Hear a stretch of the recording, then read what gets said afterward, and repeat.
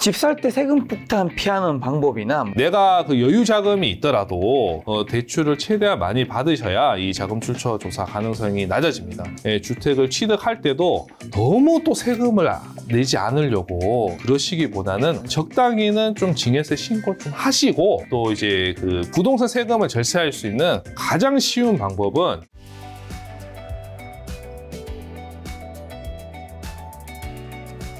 자, 이번에 이제 세 번째 부동산가 세금 여쭤보려고 하는데요. 1주택자가 제가 알기로는 이제 집을 살 때 뭐 취득세든 여러 가지 세금적인 측면에서 혜택을 많이 보는 걸로 그렇죠. 아는데, 네. 1주택자인데 뭐 이걸 모르면 세금 폭탄 맞을 수도 있다고요. 네. 요건 뭔가요? 그 뭐냐면 말씀하신 대로 1주택자는 뭐 취득세도 적게 나오고, 양도세도 뭐 비과세 나오고, 종부세도 뭐 거의 안 나오고, 이런 뭐 여러 가지 세금 혜택이 있습니다. 그런데 이제 내가 이제 갖고 있는 보유주택은 1주택이니까 1세대 1주택인 줄 알았어요. 그런데 알고 보니까 그 1세대 1주택이 아니라 부모님이라든지 아니면 다른 가족이 갖고 있는 그런 부동산 때문에 1세대 다주택자가 돼서 세금 폭탄을 맞는 경우가 종종 있습니다.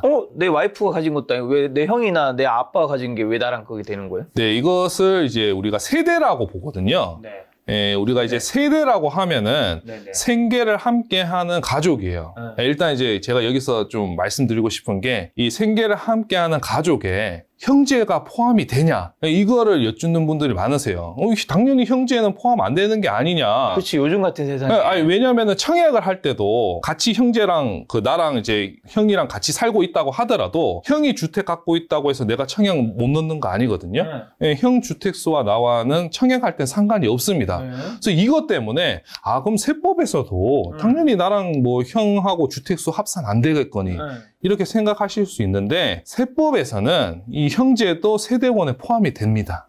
그래서 이 부분 굉장히 많이 착각하세요. 그래서 우리가 그 세대라고 하면 그 생계를 함께하는 가족인데, 여기서 이제 가족은 우리가 민법에 정의가 되어 있거든요. 그래서 이 가족이라고 하면 나와 우리 직계 좀비속, 그 다음에 배우자, 그 다음에 형제 자매, 그 다음에 배우자의 직계 좀비속, 쉽게 말씀드리자면 뭐 장인 장모 아니면 시부모님, 그 다음에 여기 한 가지 더, 배우자의 형제 자매까지 포함됩니다. 네, 그래서 그 주민등록상으로 이런 가족과 함께 돼 있다면은 이 가족의 주택수까지 함께 포함을 해서 내가 1세대 몇 주택인지 그에 따라 세금이 결정되기 때문에 나만 1주택이라고 해서 1주택자 세금이 나오는 게 아니라는 거예요. 이런 경우가 있어요. 우리가 이제 취득세랑 그 양도세는, 취득세는 지방세고 양도세는 이제 국세라서 이 기준이 완전히 다르거든요.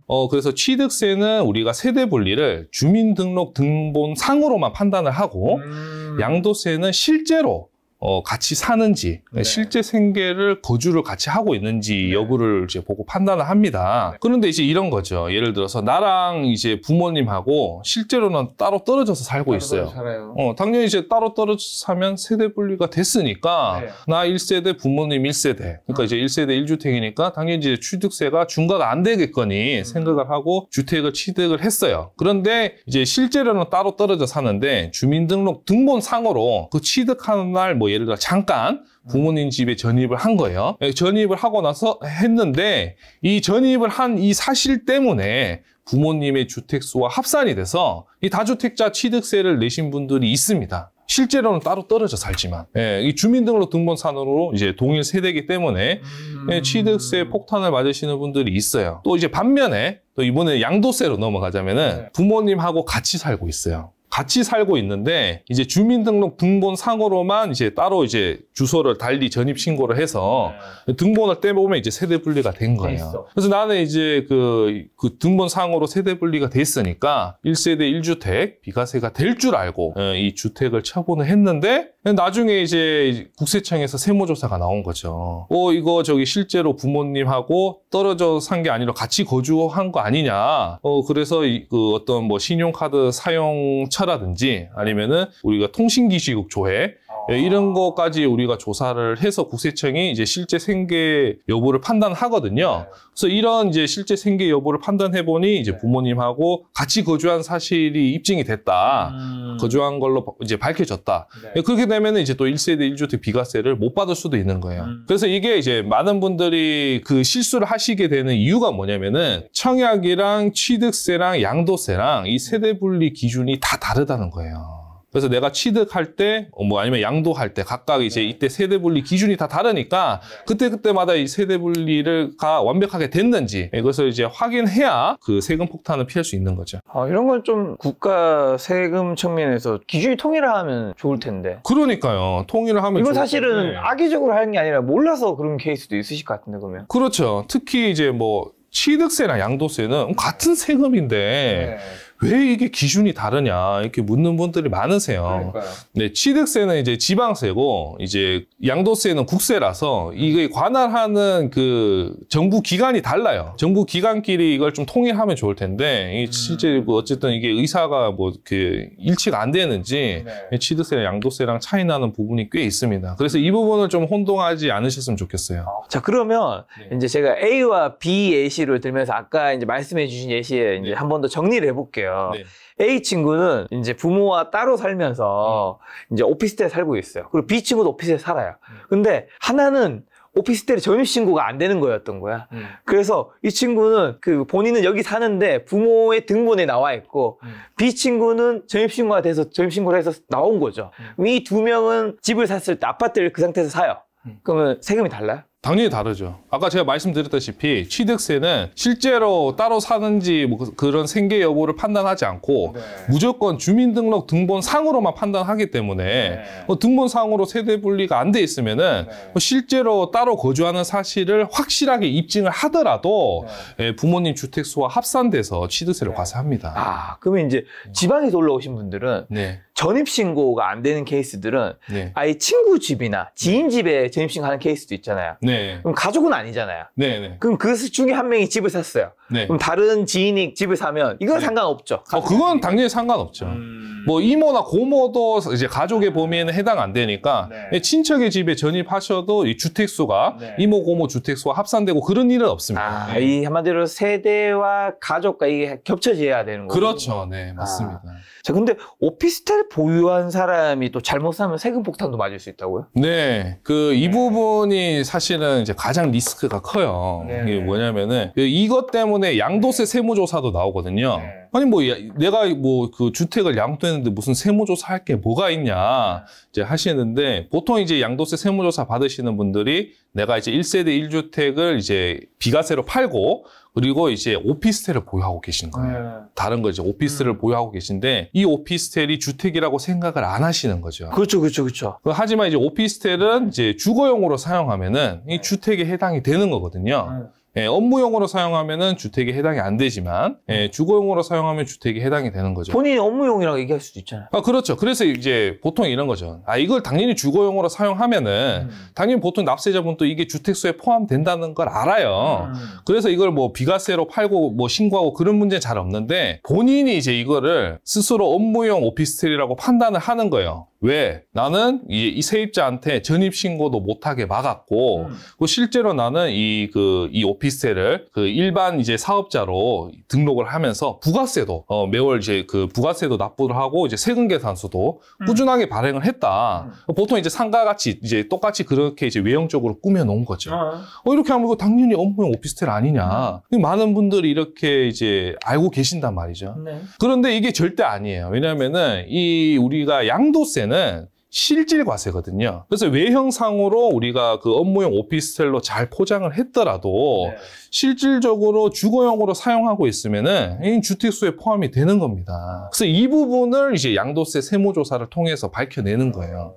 보통 이제 이런 거 많이 궁금해 하실 거예요. 아니 그러면은 이 오피스텔을 도대체 국세청이 주거용으로 썼는지 업무용으로 썼는지 어떻게 알아요? 이거 어떻게 파악을 하냐? 뭐 갑자기 뭐 불시에 뭐 들어가가지고 문 열어보세요 이렇게 하는 거냐 아니면 CCTV를 돌려보는 거냐 이렇게 말씀을 하시는데 굉장히 쉽게 파악하는 방법이 있습니다. 뭐죠? 이제 그 수도비랑 가스 요금 보면 알 수 있어요. 네. 아무래도 그 업무용 오피스텔로 사용을 하면은 빨래라든지 뭐 그런 거 안 할 거잖아요. 그래서 그 수도 요금이 적게 나올 수밖에 없거든요. 네. 그럼 당연히 이제 주거용으로 사용하면 샤워도 하고 네, 네. 그 세탁도 해야 되니까 그 수도 요금이 많이 나오겠죠. 그래서 이 수도 요금 그 보고서도 그 주거용인지 업무용인지 판단은 충분히 할 수 있습니다. 그래서 이제 단순하게 외형적으로만 업무용 오피스텔로 꾸며놨다고 이 주택수가 포함이 안 된다고 생각하시면은 큰일 나는 거예요. 이게 양도세가 비과세 될 줄 알고 팔았다가 비과세 안 돼 버리면은 이게 양도세 그 차이가 거의 한 수억이 날 수 있거든요. 최근에 또 제가 아까 말씀드렸다시피 요즘 세수 부족하잖아요. 그래서 요즘에는 거의 이제 1세대 1주택 비과세로 양도했는데 이 사람이 오피스텔 갖고 있다. 그럼 사실상 거의 뭐 전수조사급으로 네. 이 오피스텔이 도대체 무슨 용도로 사용을 하고 있는지 이렇게 조사를 해서 양도세를 추징하고 있으니까 각별히 주의하시기 바랍니다. 그런데요. 의도치 않은 피해자는 꼭 발생하지 않았으면 좋겠다 생각이 드는데, 네. 자, 집 살 때 네네. 예전에는 보통 이제 단독 명의였는데 네. 요즘에는 이제 공동 명의 많이 하려고 하잖아요. 그렇죠. 이게 아무래도 여성의 또 이제 권리가 많이 올라가면서 공동 명의 하자는 의견도 많이 생긴 것 같은데, 이게 세금적인 측면에서는 어떤 게 좋은 건가요? 세금적인 측면에서는 네. 당연히 공동명의가 압도적으로 유리합니다. 공동 명의가. 일단 왜 그러냐면은 네. 취득세는 뭐 공동명의든 단독명의든 똑같고 네. 이 양도세부터 좀 졸세 효과가 있어요. 우리 양도세는 양도 차익에 따라서 양도 차익이 올라갈수록 이 세율도 올라가거든요. 이제 이런 거죠. 예를 들어서 내가 이제 양도 차익이 뭐 5억이다. 5억. 그러면 이제 양도세율이 한 40% 나온단 말이죠. 네. 근데 나 혼자 단독명의 40% 세율로 내야 돼요. 근데 이제 만약에 이게 공동명의면은 2억 5천씩 각자 양도세를 낸단 말이죠. 네. 그럼 이 2억 5천이면은 5억보다 세율이 낮단 말이죠. 그러니까 낮은 세율이 적용이 되다 보니까 단독명의보다 공동명의가 양도세가 당연히 절세가 됩니다.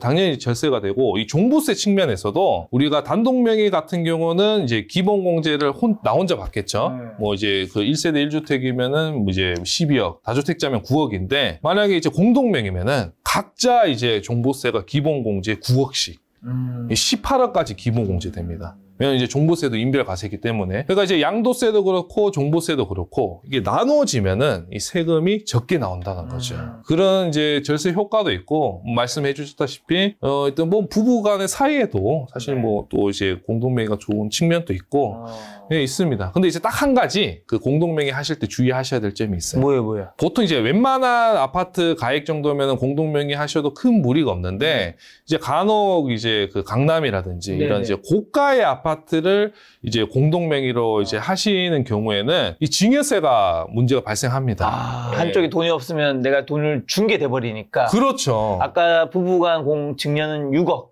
10년 내. 맞습니다. 뭐 예를 들어서 그 뭐 한 20억짜리 아파트를 이제 병원 운영하시는 남편이 돈 굉장히 많이 벌어서 이제 이 20억을 이제 예를 들어 대출 없이 산다는 거예요. 그럼 10억을 이제 와이프한테 준 게 되는 거예요? 그렇죠. 공동명의를 하면 10억 이렇게 와이프한테 증여를 한 셈이 되니까 이 6억 공제하고 4억. 이 4억에 대해서는 증여세가 한 6천만 원 정도 나오게 됩니다. 엄청 많이 된다. 그래서 실제 제가 이렇게 상담을 이제 했다가 이제 알겠습니다 하고 나서 그 이제 고객분 배우자분이 이제 저한테 전화 와서 이게 뭐냐 도대체 나랑 그 남편분하고 같이 일했는데 왜 이거 증여세 내야 되냐 이렇게 화내신 경우도 있었거든요. 그래서 이제 저도 이제 말씀드렸죠. 이거 좀 법이 이건 좀 바뀌어야 되겠네요. 좀 잘못된 게 맞다. 어쨌든 보통 우리나라에서는 이제 맞벌이가 늘어났겠지만 그래도 전업주부로 하시는 분이 여전히 어쨌든 비율이 있을 텐데, 그렇죠. 그분들의 권리가 이렇게 집을 살 때는 온전히 존중받지 못하는 거잖아요. 그렇죠. 그래서 물론 이제 뭐 어느 정도 제한할 필요는 있겠습니다만은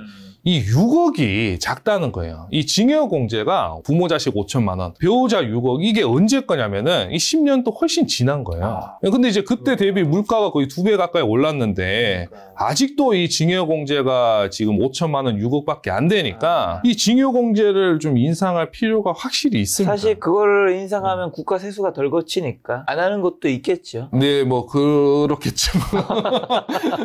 그렇긴 합니다만은 그래도 이게 너무 많은 많은 분들이 그 피해를 보잖아요. 사실 증여세가 우리가 뭐 소득세든 그 어떤 세금을 다 내고 나서 네.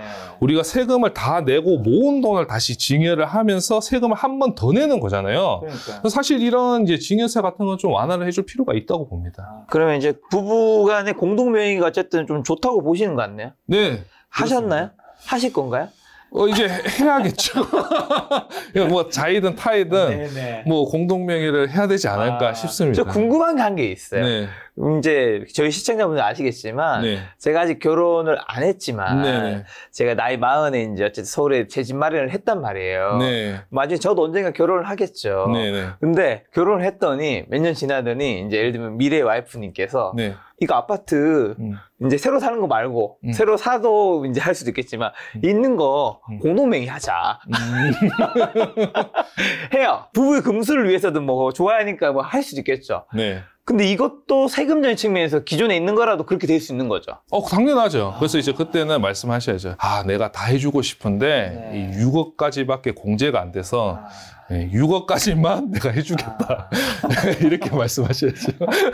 우리 돈 때문에 할 수 네, 없다라는 할수 없다. 내 마음을 좀 알아주기 이해해달라. 바란다. 이런 식으로 이제 잘 포장을 해야 되겠네요. 그렇죠. 자, 그리고 아까 전에 이제 자금 출처 대상이 이제 2020년에 21년 집을 사는 사람들이 많이 나올 수 있다고 하셨는데 뭐 네네. 그때 집을 사는 모두에게 나올 것 같지는 않아요. 당연하죠. 네, 어떤 분들에게 좀 더 나올 확률이 높은 건가요? 뭐 당연히 이제 그때 취득하셨더라도 네. 실제로 이제 소득 신고가 많이 되었거나 그러신 분들은 당연히 조사가 안 나오겠죠. 아무래도 나이가 많으신 분은 덜 나온다는 거겠죠. 그렇죠. 그 국세청이 이 자금 출처 조사 대상자를 선정을 할 때 뭐 사람 이게 한 명 한 명 이렇게 뭐 이렇게 파헤치면서 이렇게 리스트를 보면서 이 사람 한번 봐볼까, 이 사람 한번 봐볼까 그렇죠.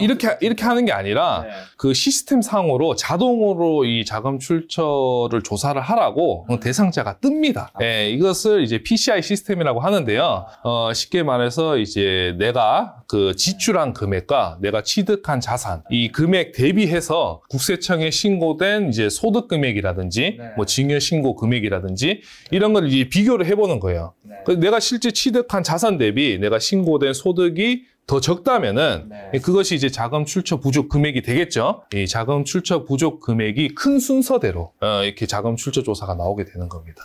물론 뭐 1, 2억 정도 부족하다고 해서 네. 자금 출처 조사가 나오진 않고요. 한 뭐 수억 이상 좀 금액이 커야 자금 출처 조사 대상자로 선정될 수 있습니다. 본인의 소득과 나이대가 아직 그 집을 살 정도가 안 되는데 억지로 네. 마련해서 이제 부문 찬스를 이용해서 도와준 경우는 좀 조심해야 되는. 그렇죠. 특히 이제 나이도 좀 굉장히 중요한 게 뭐 예를 들어 70대 분이 사셨다. 네. 근데 이분 뭐 예를 들어 소득세 신고된 게 한 개도 없어요. 그렇다고 한들 뭐 이분이 뭐 아파트 산다고 그 자금 출처 조사가 바로 나오냐? 물론 뭐 나올 수도 있겠지만은 20, 30대에 비해서는 가능성이 낮습니다. 너무 낮을 수밖에 없는 이유가 이 70대 분은 아무래도 사회생활을 한 기간이 오래됐을 거잖아요. 심지어 그 오래된 기간 동안 그 이제 뭐 소득 신고를 안 하셨더라도 어쨌든 본인이 번 소득이 상당수가 있을 테고 또 어쨌든 과거에는 이런 시스템 자체가 구축이 잘 안 돼 있다 보니까 이 과거 년도의 소득 현황은 국세청 또 이 파악이 어렵거든요. 실제 아니 이거 내가 그 예전에 내가 30, 40대 때 열심히 일해서 번 돈으로 산 거다. 그럼 딱히 어떻게 자금 출처 조사를 해서 이게 세금을 추징하기 어렵습니다. 하지만 20, 30대는 아무래도 이 나이가 그 사회 생활을 할 수 있는 기간이 제한적이다 보니까 국세청이 이제 아무래도 이 사회 생활을 할 수 있는 기간이 적은데 도대체 무슨 돈이 나서 이렇게 고가의 주택을 취득했냐 이게 좀 조사를 하기가 쉽다는 거죠. 자, 그럼 자금 출처 조사 이런 거 했을 때 만약에 뭔가 잘못된 경우에 관련된 가족들의 계좌도 다 파헤치나요? 어떻게 되나요? 그럴 경우는 사실 흔치는 않은데 네. 있습니다. 그 상속세법 그 사무처리 규정에 따르면은 배우자 혹은 직계 존비속에게 자금을 증여받은 혐의가 있다면은 그 이제 자금을 증여를 해준 배우자 혹은 직계 존비속까지 이 세무조사를 확대를 할 수 있다 이렇게 되어 있습니다. 사실 이 세무조사는 쉽게 함부로 확대를 할 수가 없어요. 왜 그러냐면은 이 세무조사를 한번 받게 되다 보면은 하나하나 다 증빙을 해야 되고 굉장히 시간도 많이 걸리고 이 스트레스도 많이 받거든요. 그래서 이제 국세청의 이 세무조사 남용에 대해서 엄격하게 그 세법에서 금지를 하고 있습니다.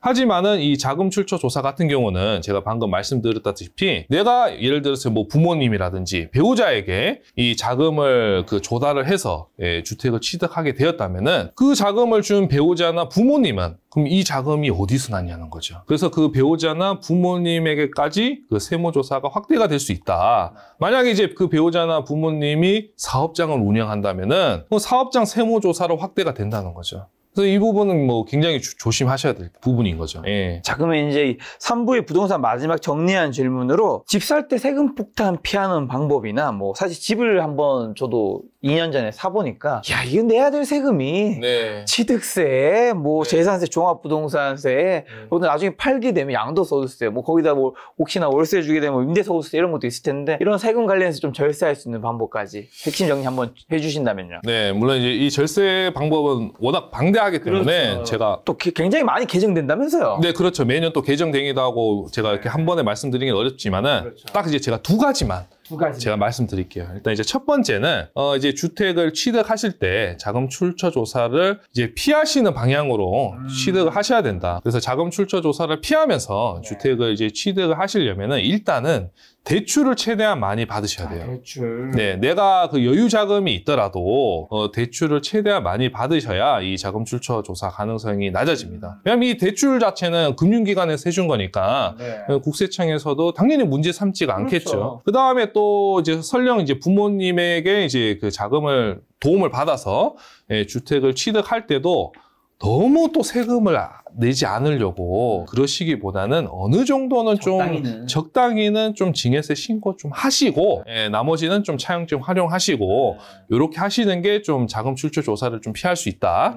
이렇게 말씀을 드리겠고 그 다음에 또 이제 그 부동산 세금을 절세할 수 있는 가장 쉬운 방법은 1세대 1주택이에요. 결국에는 1세대 1주택자가 아무래도 세금 혜택이 많다 보니까 예를 들어 30억이 있어요. 내가 이제 1주택을 30억짜리 한 채 있는 거랑 그 10억짜리 세 채 있는 거랑 금액은 같지만은 세금은 10억짜리 세 채가 훨씬 불리합니다. 취득세도 중과되고 양도세도 다 비과세 안 되고 하지만은 이 30억짜리 한 채 갖고 있으면은 취득세도 중과되지 않고 양도세도 이 30억 전체에 대해서 비과세 어쨌든 혜택을 받게 되니까 여기에 심지어 그 10년 이상 거주를 하게 되면은 장기 보유 특별공제로 양도 차익의 80%까지 공제되거든요. 그래서 그 1세대 1주택 굉장히 고가 주택을 양도하시는데 예를 들어 양도 차익이 한 30억 정도 되세요. 네.